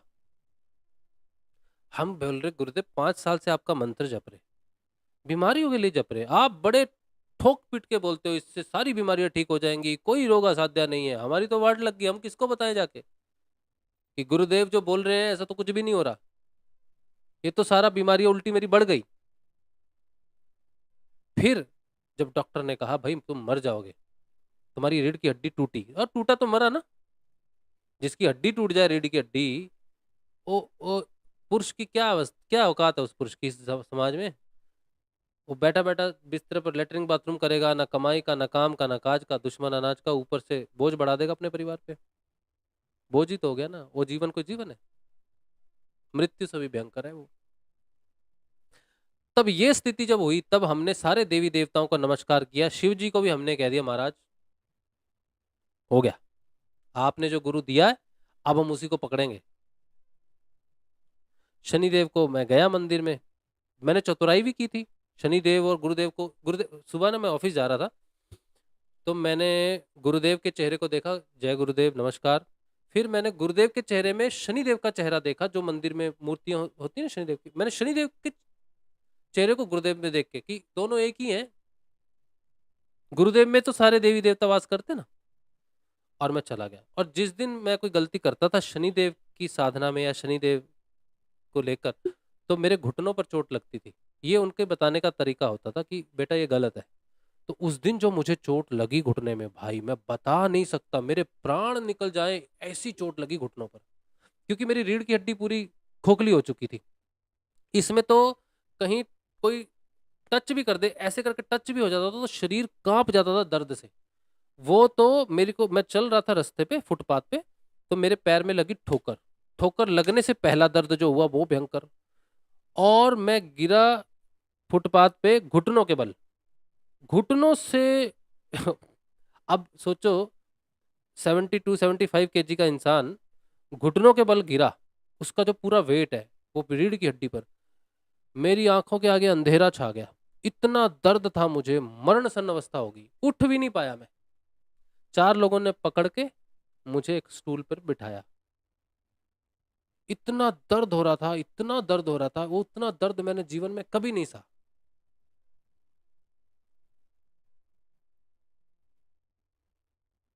अगर रो सकता ना, अगर उस दर्द से मैं रो सकता तो मैं इतनी जोर से रोता, इतनी जोर से रोता कि लोग हैरान होते। बस दर्द को मैं सह रहा हूं अंदर, सिर्फ गुरुदेव को और शनिदेव को मालूम होगा कि मेरी अवस्था क्या थी उस समय। जितनी बड़ी गलती उतना बड़ा रियलाइजेशन। फिर मैंने डिसाइड किया कि ये पथ सही नहीं है, एक ही पथ चुनना पड़ेगा। इतना जबरदस्त घटना घटी, तब जाके शनिदेव के मंदिर में जाके मैंने शनिदेव से कहा, शनिदेव अगर एक ही पथ चुनना है, अगर आपको दोनों को एक साथ नहीं चलना है, तो मैं गुरुदेव का पथ लेना चाहता हूं। अगर वो समर्थ हैं, सदगुरु हैं और मेरे को पहुंचा सकते हैं मेरे लक्ष्य तक, तो आप मुझे आज्ञा दे दीजिए। और शनिदेव ने मुझे आज्ञा दे दी। शनिदेव मेरे स्वप्न में आए थे जब मैंने शनिदेव की आराधना शुरू की और मेरी नौकरी वोकरी मिली, वो सब हुआ, तो शनिदेव मेरे स्वप्न में आए थे। उन्होंने पूछा था कि भाई तू बड़ा बड़ा आदमी हो गया है, लोगों को नौकरी दिलवा रहा है, ये है वो है। तो मैंने कहा तुम तब कहाँ थे जब मैं अपने बिल्स नहीं भरता था, ये जो कुछ भी है शनिदेव का है। मैंने ये बात स्वप्न में कही थी। उस देव, मुझे नहीं पता था शनिदेव स्वयं आए हैं। मैं तो सोचा था कोई व्यक्ति बोल रहा है, तो मैंने कहा ये सब जो है शनिदेव का है। उसी समय वो गायब हो गया और उसी समय सपना टूटा। तब मुझे पता लगा शनिदेव, क्योंकि मैं गुरुदेव की भी साधना करता हूँ, तो शनिदेव स्वप्न में जानने आया कि किसकी वजह से हो रहा है ये सारा काम। तो बाहर की जो हम आराधना करते हैं, देवी देवताओं की आराधना करते हैं, उससे हमें सुख समृद्धि जीवन में मिलती है। और इस बात का मुझे पूरा रियलाइजेशन था कि मुझे जो कुछ भी मिल रहा है वो शनिदेव के कारण मिल रहा है, यानी कि गुरुदेव में शनिदेव की इंटरफेरेंस है जीवन में। दो पथों पर चल रहा है। तो गुरुदेव की शक्ति कभी भी काम नहीं करती अगर कोई दूसरा देव या देवी की शक्ति आपके साथ काम करती है। ये मेरी रियलाइजेशन है खुद की। अगर आपने अंगूठी पहनी है, ताबीज पहना है, कोई मंत्रित कुछ अभिमंत्रित धागा पहना है, तो गुरुदेव का मंत्र काम ही नहीं करेगा। गुरुदेव इंटरफेयर करते ही नहीं। तू बेटा जो तूने श्रद्धा से धारण किया है ना, वही काम करेगा तेरे लिए। जब तक साधक पूर्ण समर्पण नहीं करता कि मेरे प्राण भी चले जाएं लेकिन मैं तेरा मंत्र नहीं छोड़ूंगा, तब गुरुदेव उसी क्षण प्रकट होते हैं। तो मैं मंदिर में गया, शनिदेव को कहा कि शनिदेव आज्ञा दे दो। अगर वो समर्थ सदगुरुदेव हैं तो आप मुझे आज्ञा दो। शनिदेव को यही कहा था कि जॉब जो मिली है जैसे भी है, अगर वो समर्थ है तो बनी रहे। मेरी जॉब बनी रही, मेरा घर बना रहा, कोई दिक्कत नहीं हुई। और उसी शनि मंदिर में जब मैंने काली माता के सामने अपना सिर रखा, उसी समय मेरी रीढ़ की हड्डी से इतनी जोर वाइब्रेशन होके मेरे आज्ञा चक्र के अंदर कुछ घुसा। इसका मैंने वीडियो भी बनाया था, वो दूसरे चैनल पे है, आध्यात्मिक जीवन एक दूसरा चैनल है, उसका लिंक मैं आपको डिस्क्रिप्शन में बाद में दे दूंगा इसमें। उसमें मैंने वो वीडियो दिया हुआ है, प्रॉपर मैंने बना के। उस मंदिर का वीडियो नहीं है, वो मंदिर बंद था, लेकिन एक और वीडियो है उसमें मैंने उस मंदिर को भी दिखाया जहां पर वो आत्म चेतना मुझे प्राप्त हुई, जहां पर मैंने आज्ञा चक्र में प्रवेश किया। वो शनिदेव का मंदिर ही था, काली की मूर्ति के सामने था। उस दिन मुझे पता चला काली और गुरु में तो कोई अंतर ही नहीं है, क्योंकि शनिदेव के आगे मैंने जब समर्पण किया तब नहीं, जब मैंने उठ के काली माता के सामने अपना माथा रखा हुआ था तब जाके मेरे आज्ञा चक्र में वो चेतना घुसी है। तब मुझे साक्षात्कार हुआ कि काली ही कुंडलिनी है, काली ही देवी शक्ति है, काली ही है गुरु के स्वरूप में, जो शक्ति के स्वरूप में जो काम करती है। ये काली माता का साक्षात्कार हुआ मुझे। लेकिन मैंने काली माता को भजा नहीं, वैसे उसने साक्षात्कार करवाया। उसके बाद गुरु के मंत्र के अलावा मेरा कोई सहारा नहीं है। गुरुदेव के अलावा ना कोई दूसरा देव है, कुछ भी नहीं है। सारे देवों को मैं प्रणाम करता हूं, समर्पण करता हूं, नमस्कार करता हूं। जहां उनके मंदिर में जाता हूं तो उनकी ही जय बोलता हूं। शनिदेव के मंदिर में जाएंगे तो शनिदेव की जय हो, यही बोलूंगा। जिस मंदिर में जाऊंगा उसी में जो आरती, जो भजन होगा, जो कीर्तन होगा, उसमें वही कीर्तन है। लेकिन जब मैं साधना कर रहा हूं, जब मैं नाम जप रहा हूं, जब मैं ध्यान कर रहा हूं, तो गुरु और गुरु का मंत्र, इसके अलावा कुछ भी नहीं। आपके घर में देवी देवता मंदिर है, आप सबको नमस्कार करो, भोग लगाओ, आरती करो, उससे कोई फर्क नहीं पड़ता। आपका भाव सारे देवी देवताओं के प्रति सम्मान का होना चाहिए, उनकी प्रतिष्ठा है। अंगूठियां, धागे, डोरी, अभिमंत्रित मंत्र, ये सारे काम करते हैं। इसीलिए गुरु मंत्र तब तक काम नहीं करता। लेकिन अब जब सबको त्याग देते हो और सिर्फ गुरु मंत्र धरते हो, उसी क्षण परिवर्तन होता है। और मेरी रीढ़ की हड्डी उसी क्षण ठीक होनी शुरू हो गई। आज मुझे कोई दर्द नहीं, मैं बैठ सकता हूं, खाना खा सकता हूं, ऑटो में बैठ सकता हूं, बस में बैठ सकता हूं, साइकिल में बैठ सकता हूं, जंप कर सकता हूं, सब कुछ कर सकता हूं। उस समय हिल भी नहीं सकता था। और मेडिकल हिस्ट्री में ये बीमारी ठीक नहीं होती है, रिवर्स तो होना असंभव है। स्लो करते हैं, धीरे धीरे मरोगे।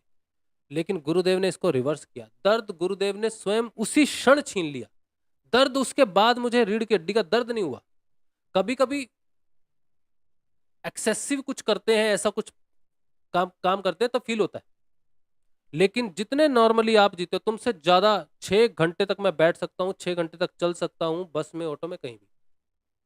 मेडिकल रिपोर्ट में देखेंगे तो वो कहेंगे तुम्हें स्पॉन्डिलाइटिस है, लेकिन दर्द कहाँ है? जिस दर्द ने मेरा जीवन नर्क बना दिया था, दर्द कहाँ है? खोखली हो गई थी हड्डी, अभी नहीं है।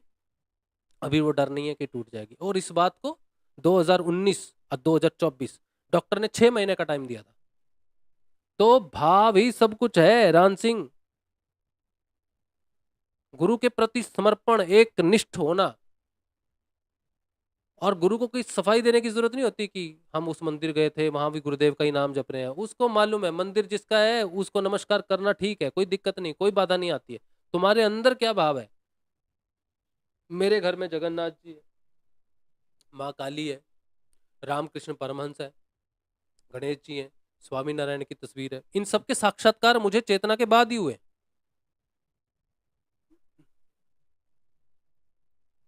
ठीक है, हमारा दृढ़ भाव है गुरुदेव के प्रति। सारे देवी देवताओं को, सारे ब्रह्मांड को पता है कि हम गुरुदेव के शिष्य हैं। बात खत्म हो चुकी, बात खत्म हो चुकी। भटकने भटकने वाली कोई बात ही नहीं है, सब जानते हैं।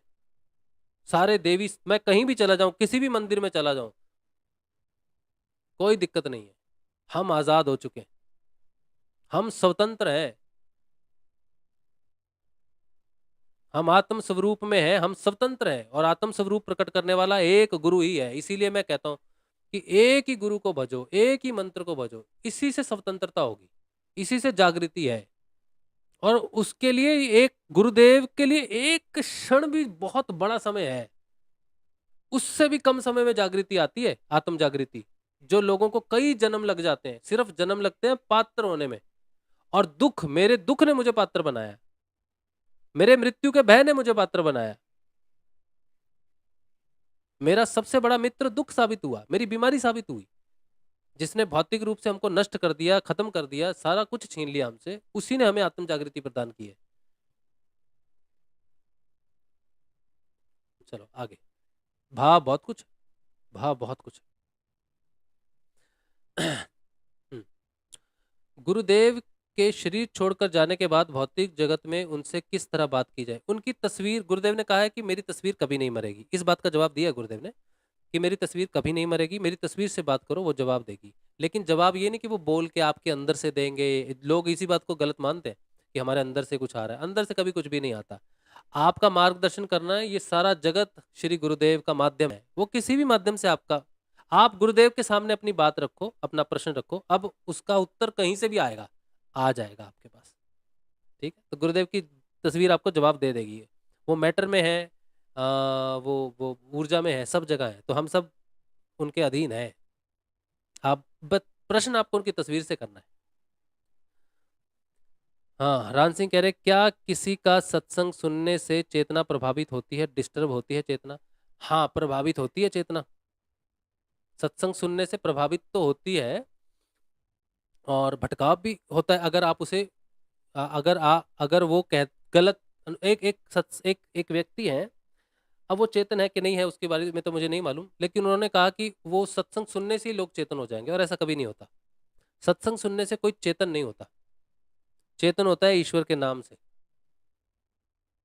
ईश्वर के नाम से व्यक्ति पात्र बनता है, पात्रता, फिर गुरु उस पात्र में अपने चेतना को उड़ेलता है। यही एक सीधा सरल रास्ता है। और लोग जब, आप जब कहीं अन्य जगह सत्संग जाते हो तो जहाँ व्यक्तिगत चेतना से कोई कुछ बोलता है तो प्रभावित हो जाओगे। लेकिन अगर रामकृष्ण परमहंस जी की बात सुनोगे, उनका सत्संग सुनोगे तो प्रभावित नहीं होगे, तुम्हें सिर्फ सही रास्ता मिलेगा। आनंदमयी माँ है, उनका सुनोगे, नित्यानंद बाबा हैं, उनका सुनोगे, और जितने भी ये संत हुए इनका सुनोगे तो तुम्हें कोई हानि नहीं है। जो चेतन सत्य ब्रह्म के ऊपर बोलता है, व्यक्तिगत नहीं बोलता, वो सत्संग आपके लिए हानि नहीं करेगा।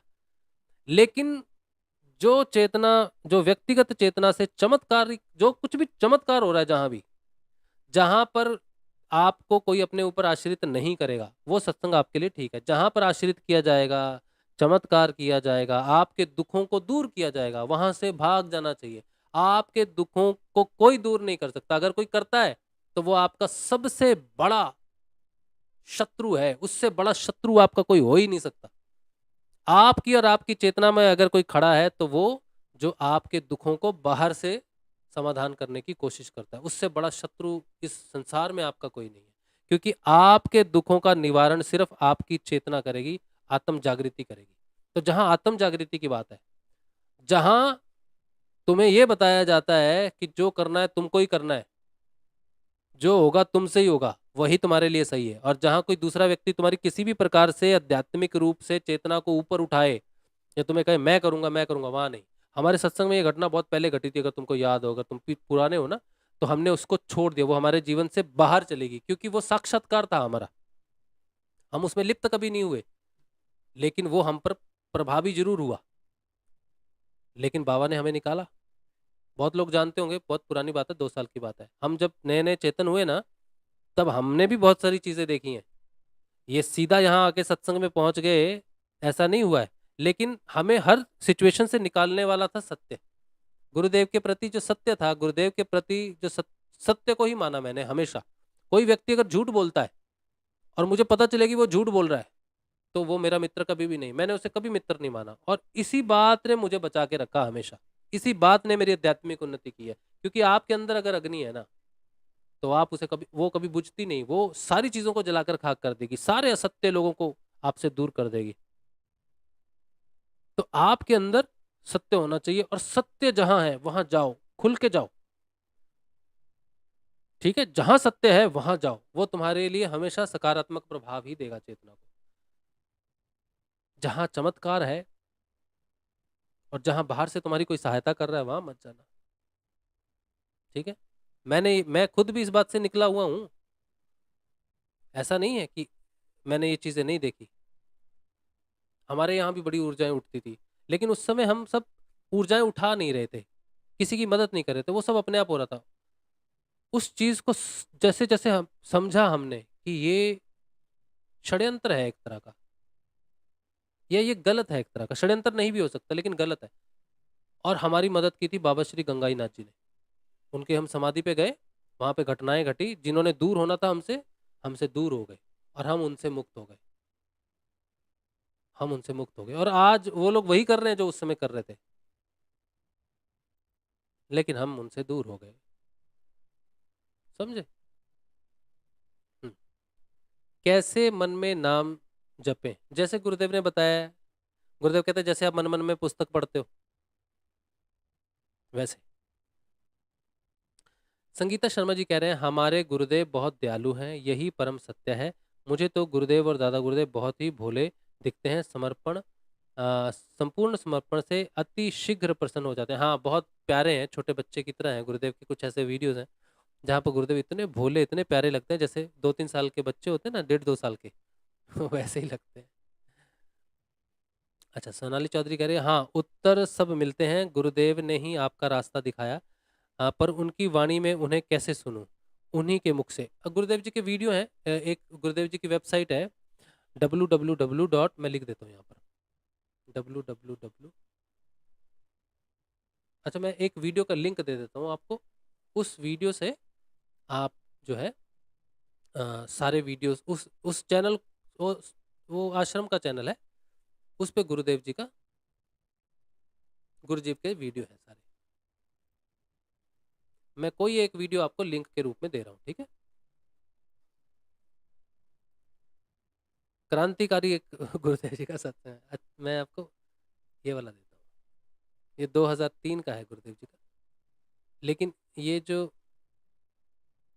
YouTube चैनल है ये आश्रम का है, यहाँ पर आपको सारे वीडियोस मिलेंगे, ठीक है। सारे वीडियोस आप डाउनलोड कर सकते हो, अपने मोबाइल पे डाउनलोड करके रखो और रोज सुनना, ठीक है। अच्छा, मेरे गुरुदेव ने शरीर 2020 में छोड़ा। हाँ, देखिए, अगर आप अभी गुरुदेव श्री रामलाल जी स्याग के सानिध्य में हैं और उनका उनका ध्यान करेंगी, तो उन्हीं का नाम जपना, ठीक है। और अपने जो आपके जो पहले गुरुदेव हैं उनको नमस्कार करो, उनके प्रति अपनी श्रद्धा रखो और प्रेम रखो उनके प्रति, वो कोई दिक्कत नहीं है, लेकिन नाम आप एक ही जपना, ठीक है। मैंने जो अभी आपको बताया है ना, ये मैं बहुत बार बता चुका हूँ, भाव और श्रद्धा के बिना यहाँ कुछ भी नहीं मिलता, कुछ भी नहीं मिलता। तो गुरुदेव कभी भी अड़चन नहीं बनते किसी की आस्था में। किसी की आस्था किसी धागे पर होगी तो गुरुदेव धागा नहीं, तो धागे में भी बंधन नहीं बनते। किसी की डोरी पर, किसी की अंगूठियों पर, किसी की किस पर, किसी की देवों पर, किसी की मड़ियों पर, किसी की पितरों पर, किसी की कृष्ण पर, किसी की शिव पर, किसी की काली पर, अलग अलग सबकी श्रद्धाएं होती हैं। गुरुदेव इंटरफेयर नहीं करते।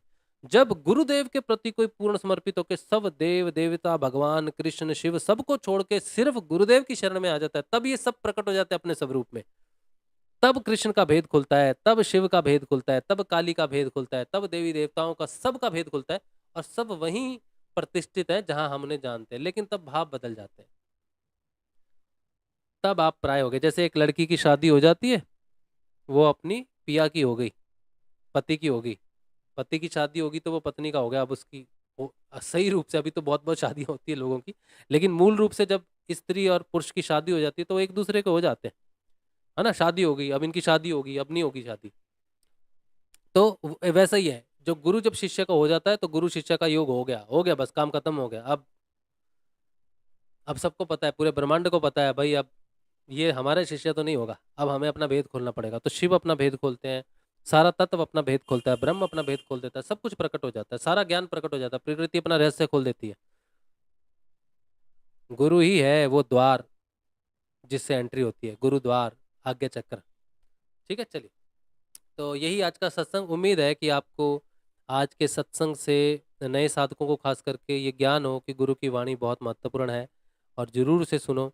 और कहीं भी मेरी वाणी में भी अगर आपको कुछ लगे कि ये तो गुरु के उल्टा बोल रहा है, गुरु ने तो ऐसा बोला है, तो आप सीधे चले मत जाना छोड़कर, मुझसे प्रश्न पूछना। जानने के लिए मैं रोकता नहीं, आप स्वतंत्र हो, लेकिन आप मुझे बता के जाना कि राजशिव भाई, गुरुदेव ने ये बोला है, आपने उल्टा क्यों बोला, ताकि मैं अपना स्वाध्याय कर पाऊं, मैं जान पाऊं कि मैंने कहीं कुछ उल्टा बोल दिया।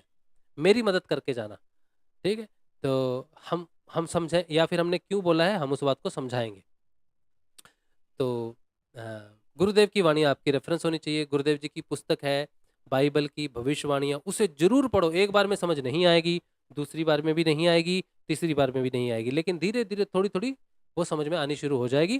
फिर आपका चेतना के विकास के साथ वो आपको और भी अच्छे से समझ में आएगी।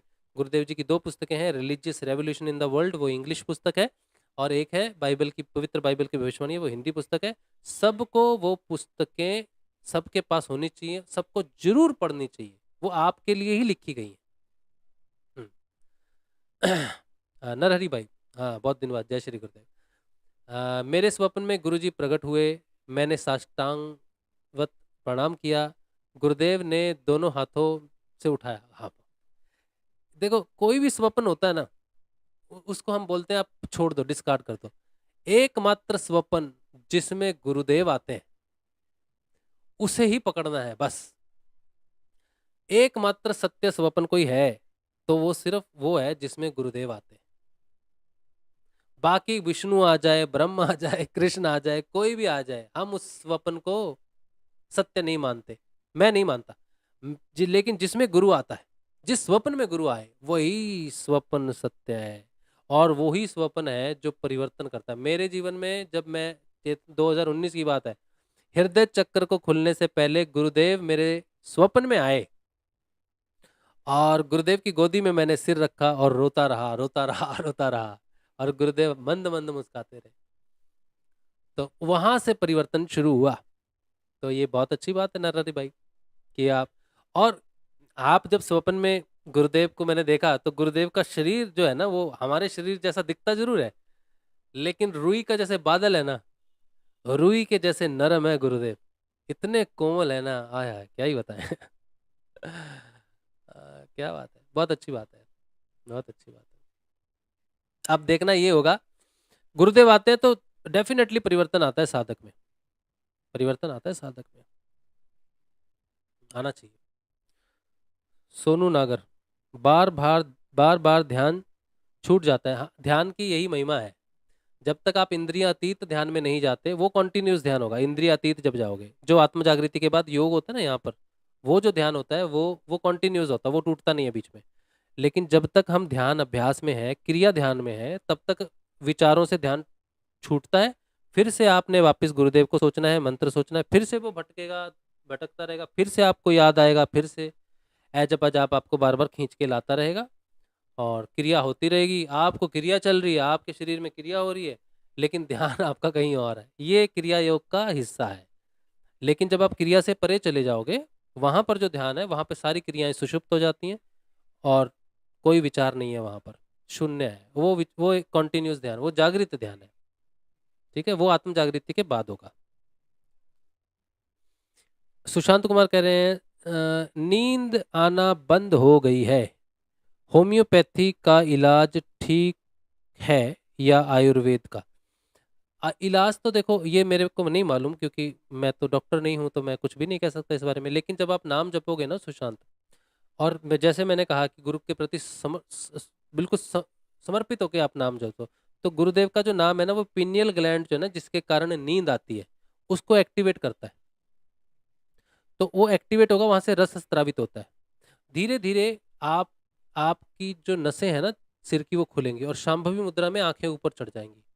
नींद की सारी समस्या ठीक हो जाएगी। इस नाम जब से पिनियल ग्लैंड सबसे पहले एक्टिवेट होता है, विष्णु ग्रंथि पे सबसे पहले प्रभाव पड़ता है।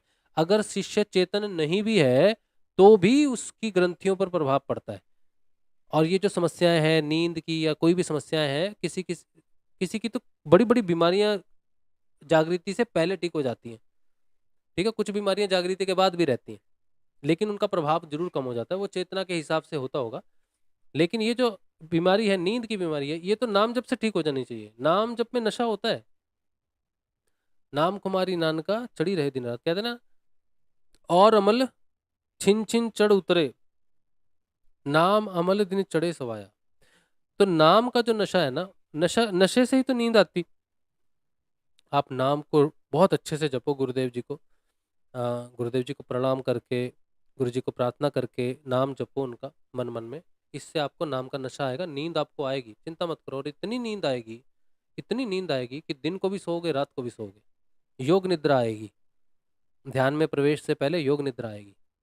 ठीक हो जाओगे आप, चिंता मत करो। ठीक है, नाम जरूर जपो, बाकी दवाई जो भी आपको सही लगता है आप उस हिसाब से लो। वैसे तो लेने की जरूरत नहीं, अगर आप नाम पर आश्रित हो जाओगे तो समस्या ठीक हो जाएगी। हाँ, जय श्री गुरुदेव।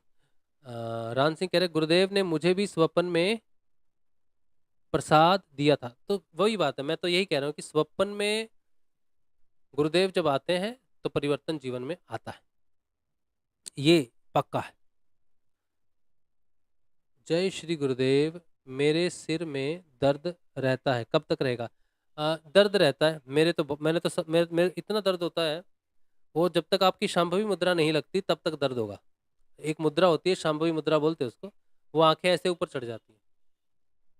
जब वो मुद्रा आपको लग जाएगी तब सिर दर्द जो है वो ठीक हो जाएगा।